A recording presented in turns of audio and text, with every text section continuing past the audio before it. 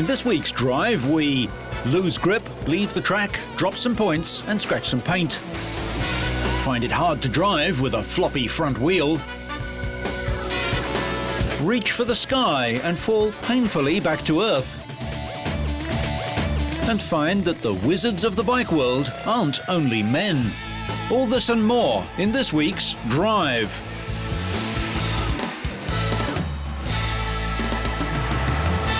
The news that Fernando Alonso had become the youngest Formula One world champion was greeted with delight in his hometown in Spain.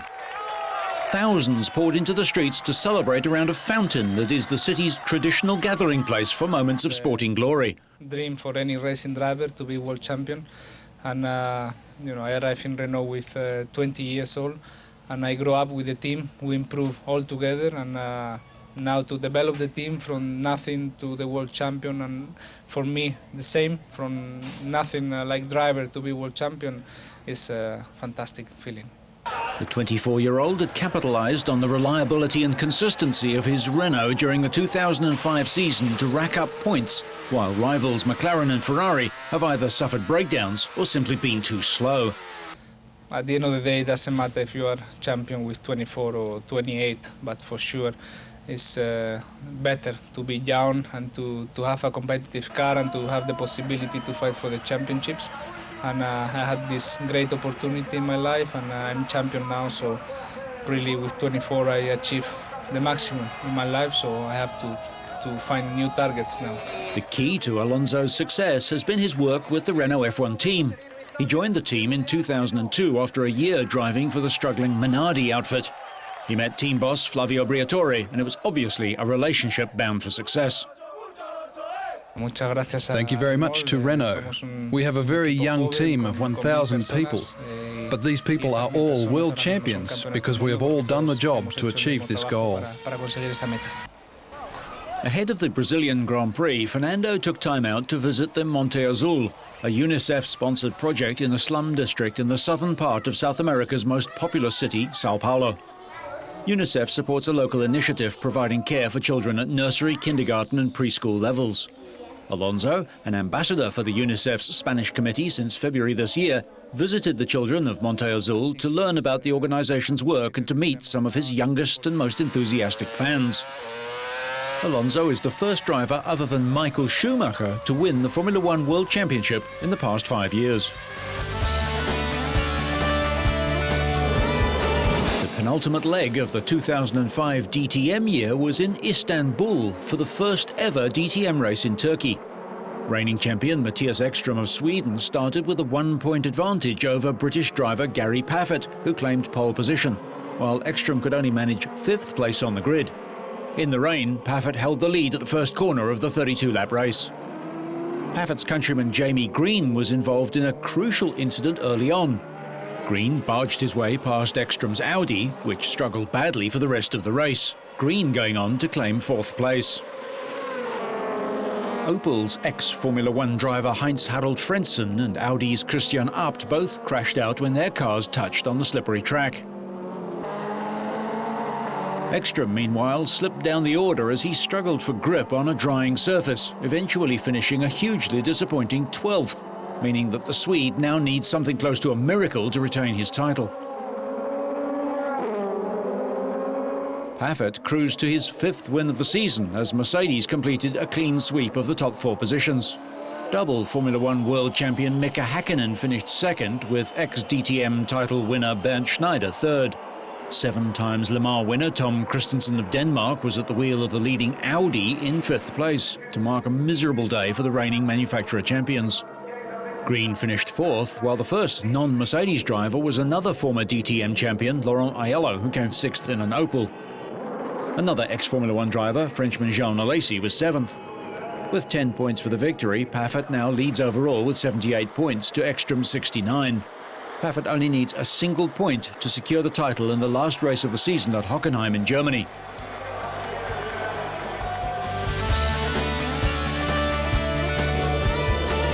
The Indy Racing League, known more for racing on oval tracks, took to the historic racetrack of Watkins Glen, known in America as a road course.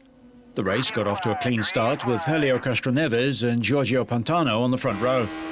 It was bad luck for Thomas Scheckter, who appeared to blow a left front tyre or break his suspension, sending him into the gravel trap on just the 5th lap. Englishman Dan Wheldon secured the 2005 title when he finished 5th at the 3rd and final road race on the IRL schedule.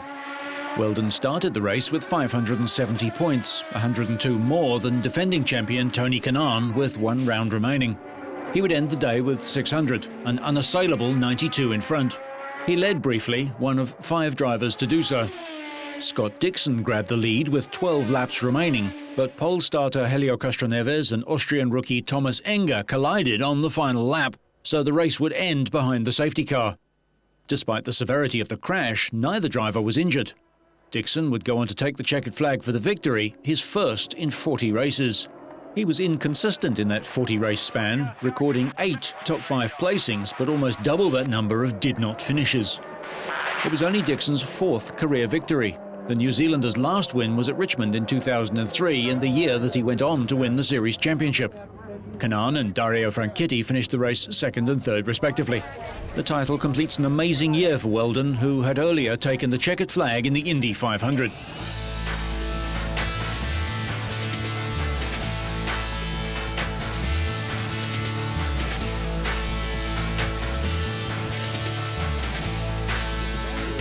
The high-banked concrete oval of the Dover International Speedway was the 2nd stop on the NASCAR chase for the championship. Ryan Newman, who won the opening event in the chase a week earlier, started on pole as the green flag waved. 66 laps into the race, Mike Bliss lost control and slid up the track, scraping his car along the outside wall and bringing out the yellow flag. While the caution was still out, Matt Kenseth and Kevin Harvick collided as Kenseth left his pit. Robbie Gordon, who was in the middle of the New Hampshire controversies when he threw his helmet and swore at Michael Waltrip, blew his engine on lap 282. If you hurry. The biggest accident of the race came 10 laps later when Jamie McMurray, Tony Raines and Jeff Gordon crashed. Gordon's day was done, so he headed to the garage. It was the 6th time he has failed to finish a race this season, and 5 of them have been with crashes. It's like the 42 and 37 looks like made contact as they go down in turn 3, the 37 being Tony Raines. Oh, wow. Jeff Gordon's. Yeah, we'll look at it, buddy. Dismal to go. I don't know if we're going to get too carried away fixing it. Let's see what we got. On lap 378, Kurt Busch moved to the inside of the track with a flat tyre, and he nearly re-entered the high-speed train of cars, but was able to control his vehicle and bring it down into pit row. There was no caution called for Busch, but the yellow flags came out again on lap 397 when Joe Nemechek crashed. His car slammed into the inside wall and forced the race to finish under green and checkered flags. Jimmy Johnson held off teammate Kyle Busch to win by about a car length. Johnson had led for 134 of 404 laps. It was his 3rd victory in 8 starts at the Dover Speedway. Johnson leads Rusty Wallace by 7 points after 2 of the 10 races in the chase among the top 10 drivers.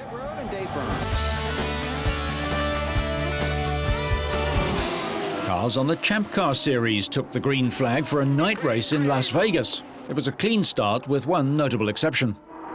Paul Tracy, who started 14th, passed pole starter Sebastien Bourdais on the 7th lap and led under pressure from Bourdais until the defending series champion and current points leader tapped Tracy on lap 123, sending him into the wall. What happened? Did we just lose it or what? Sebastian hit me. Are you hurt? Bourdais said Tracy never signalled that he was pulling off for a pit stop. However, Tracy said he radioed for 3 laps that he was going into the pits. Remarkably, his crew were able to make repairs to the car and get him back out on the track, and Tracy would eventually finish 17th in the 18-car field.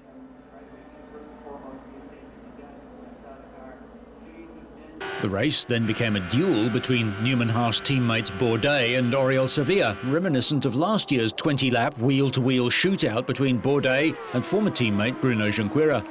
Sevilla and Bourdais touched wheels on the 141st of 166 laps, but both continued, and despite front-end damage from his collision with Tracy, Bourdais edged out his teammate by 0.3 of a second, about 3 car lengths. Bourdais, who leads Sevilla 310 to 243 in the season standings, averaged 172.9 miles an hour in the race that was slowed by one caution period that took 16 laps. Tracy is third in the standings, 94 points behind Bourdais. Loris Capirossi started from pole position for a second race in succession, leading the way at the start of the MotoGP Malaysian Grand Prix in Sepang. The Italian held his position round the first corner, while Sete Gibernau and Nicky Hayden collided in his wake. Gibernau was in the thick of it again moments later, trying to stop Shinya Nakano claiming third place. Both men crashed, their day over on the second of 21 laps. A fourth place finish would have been enough to guarantee a fifth consecutive Premier Class title for Valentino Rossi, but the Italian was never likely to take things easy. Rossi, who started from 7th on the grid, eased past his compatriot Marco Melandri on lap 4 to move into third place. American Nicky Hayden was battling to keep up with Capirossi, whose team had clearly found a near-perfect setup for his Ducati. But Hayden was outmanoeuvred by Rossi at the end of lap 8, the Doctor making up ground round the final corner of the circuit before edging past the Honda rider on the straight. Capirossi was now squarely in Rossi's sights, and a challenge for the lead wasn't long in coming.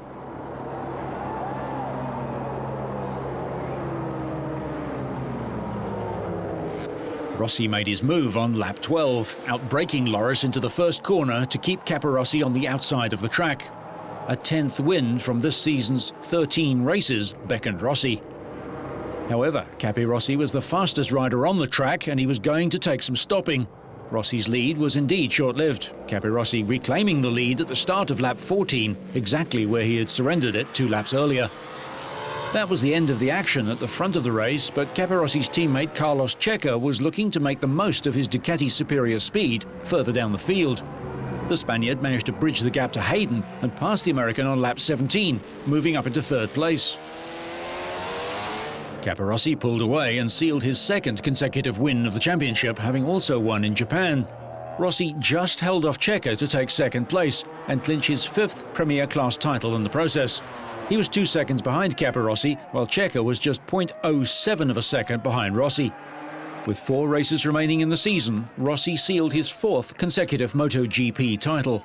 Rossi had previously won championships in 125, 250 and 500cc, which means he has now won 7 titles across all 4 classes. The late season form found by Ducati has vaulted Capirossi up into third place. Another good result, and Loris and his Ducati could again be the best of the rest. 250cc champion and title leader Dani Pedrosa crashed on lap 2, which allowed the Spaniard's closest rival to bridge the gap. Australian Casey Stoner made the most of his opportunity, taking the victory to move to within 38 points of Pedrosa at the top of the standings. Alex De Angelis of San Marino took second place ahead of Argentina's Sebastian Porto as Aprilia riders filled the top 4 places. Stoner can still unseat the champion, but he'll need consistent wins to do so.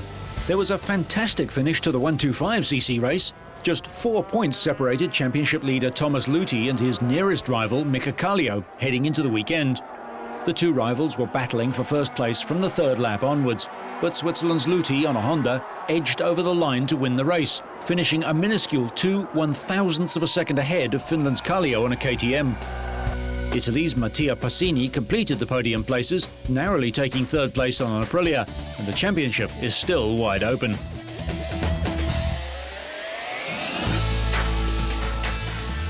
The Supermoto World Championship Series moved on to a rainy Jesolo in Italy for the 6th leg of the season, the Grand Prix of the Mediterranean. While the bikes are essentially big dirt bikes, they're fitted with road tyres which didn't cope well with the muddy sections of the combined dirt and tar track, and slides, crashes and tumbles occurred throughout the race. In the day's second S2 class race, Frenchman Thomas Scherer took victory on his Husqvarna. Frederic Bolli was second for Aprilia, just over 10 seconds behind, with Belgian Eddie Seal third, a further 3.5 seconds back for Husqvarna. Bolli took the overall victory, his 2nd and 3rd places giving him 42 points in total. Championship leader Gerard Delapine of Belgium was dominant in the S1 category, victory in both the day's races securing him the overall Grand Prix of the Mediterranean win to move clear at the top of the standings.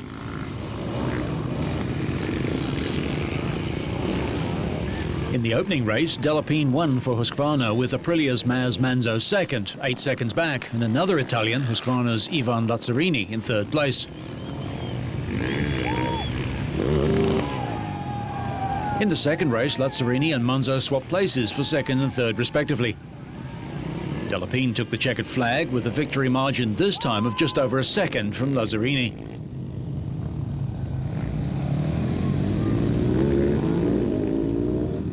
With a further 50 points to his name, Delapine now has 245 points overall. German Bernd Heimer, who led by 2 points from Delapine going into the Grand Prix of the Mediterranean, is now second with 221 points after a disappointing weekend. The next leg of the Supermoto World Championship is the Grand Prix of Greece in Athens.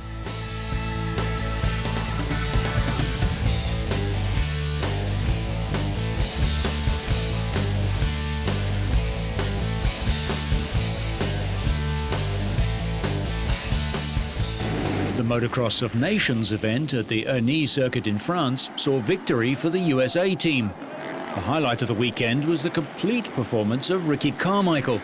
In the first of 3 races, he took an early lead by 4 seconds and eventually won by 7, although at one stage he was nearly 20 seconds ahead.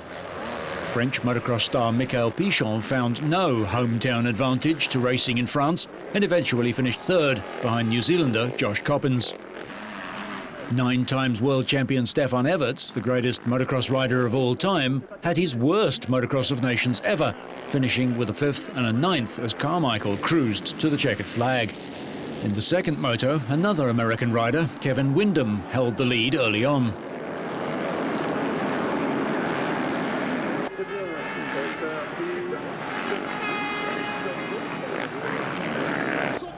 Behind him, New Zealander Ben Townley passed David Philippets of Italy and promptly crashed. However, the gritty Kiwi worked his way back up to second place behind the runaway Team USA rider. But Windham's lead evaporated when he bent his bike, overstretching himself over a jump and going wide, handing both the lead and the victory to Townley. David Villerman, Steve Ramon and David Philippets also got past the American before the final flag. The final moto of the day saw Carmichael take another quick lead, although this time Townley was able to run similar lap times until the last few laps of the race. Townley, Coppens and Pichon battled it out behind Windham and Carmichael.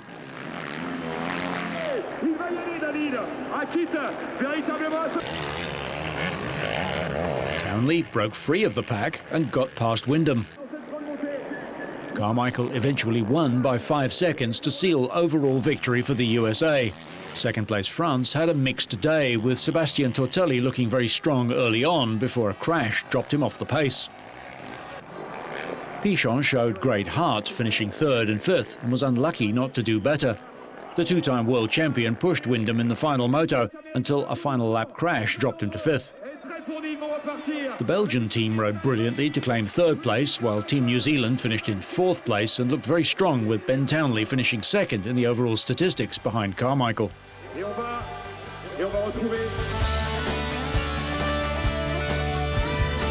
Overcast skies and forecasts of rain greeted the riders on the grid for race 1 of Superbike's Italian Grand Prix at the Imola circuit.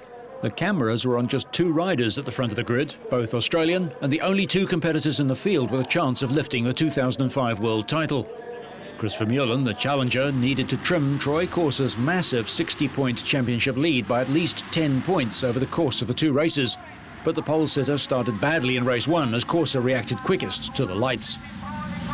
The 1996 Superbike world champion beat his fellow Australian to the first corner, but Vermeulen regained the lead towards the end of the first lap as Corser missed a costly gear change. It was nip and tuck all the way as Corser responded by regaining the lead on lap 9, just as a circuit marshal decided to run across the track in front of the leading 2 riders.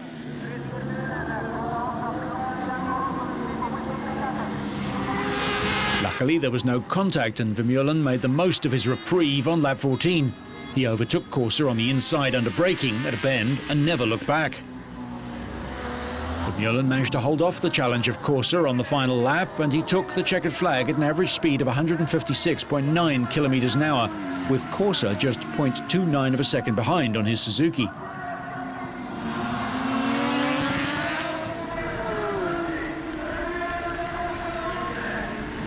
Delighted Vermeulen knew the importance of the win as it kept his slim World Championship hopes alive. However, the elements dashed those hopes once and for all. Corsa had a total of 409 points to Vermeulen's 354, a difference of 55. But the challenge was over when the stewards decided to cancel race 2 because of the dangerous conditions after an inspection by race officials and some riders, including Corsa and Vermeulen. With just 50 points at stake at Magny-Cours, the rain confirmed a second world title for Troy Corsa. Yeah, sure. That's the last where I really wanted to win the World Championship. We've had a great year all year, and I think the results from the past have sort of shown that we're a pretty good chance that we're going to win it anyway. But I'll be happy now to go to Magny-Cours and to show that I should have won the championship anyway there. So, no, of course I'm really happy and excited, but a little bit of a letdown that we had to decide it that way in those sort of conditions. But to be honest, it's very dangerous out there, and someone was going to get seriously hurt, I think. So, best decision by race director. Vermeulen will stand in for the injured Troy Bayliss in the Honda MotoGP team at the Australian Grand Prix. 33-year-old Corsa claimed a first Superbike world title for Suzuki 9 years after his first world title in the 1996 championship, when he helped establish a decade of world Superbike domination by Ducati.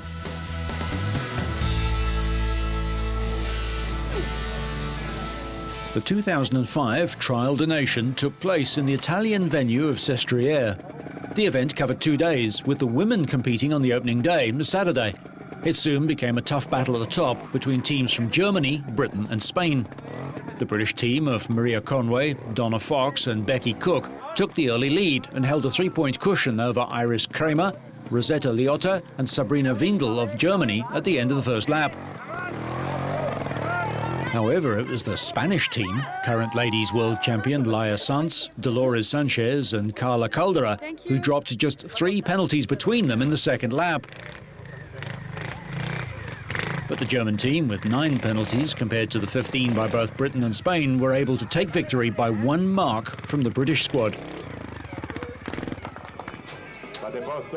On Sunday, it was the turn of the men to take centre stage in this traditional closing event to the Outdoor Trials World Calendar.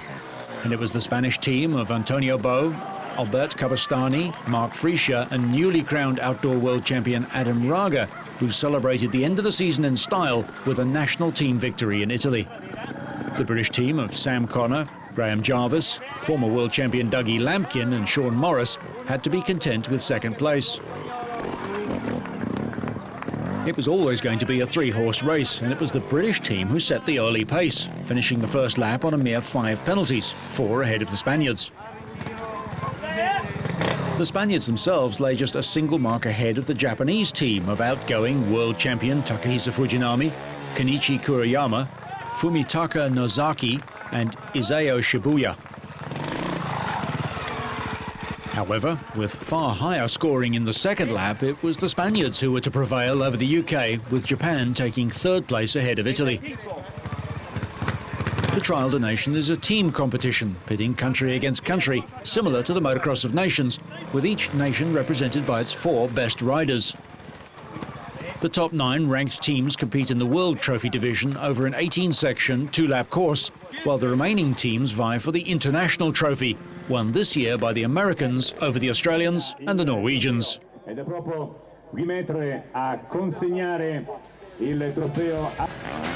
So whether you're jumping for national pride, sliding off and denting your pride, or simply bursting with pride, so you stay on track and up to speed, make sure you catch next week's Drive.